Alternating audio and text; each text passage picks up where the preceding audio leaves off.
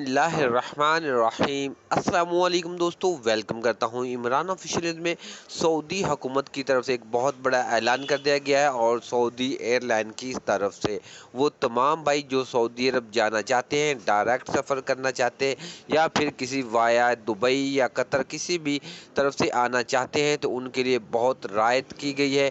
वो तमाम लोग जितने भी हैं सऊदी अरब का सफ़र करने वाले, उनके लिए बहुत बड़ी खुशखबरी है। तो मुकम्मल डिटेल इसी वीडियो में आपके साथ शेयर करने से पहले अपने प्यारे से दोस्तों से गुजारिश करते हैं कि वीडियो पहली बार देख रहे हैं तो वीडियो को लाइक और चैनल को सब्सक्राइब कर ले, ताकि इस तरह के लेटेस्ट अपडेट सबसे पहले आप तक पहुंच जाए। तो सऊदी एयरलाइन की तरफ से 15% डिस्काउंट दिया जा रहा है। अगर आप सऊदी एयरलाइन का टिकट खरीदते हैं तो आपको 15% डिस्काउंट दिया जा रहा है, 15% राहत दी जा रही है।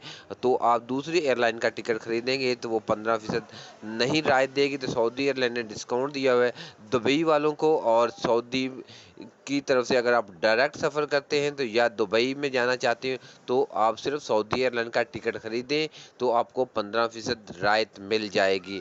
ये आपके भाइयों के लिए बहुत बड़ी खुशखबरी है। जितना पैसा बचाना है वो बचा सकते हैं।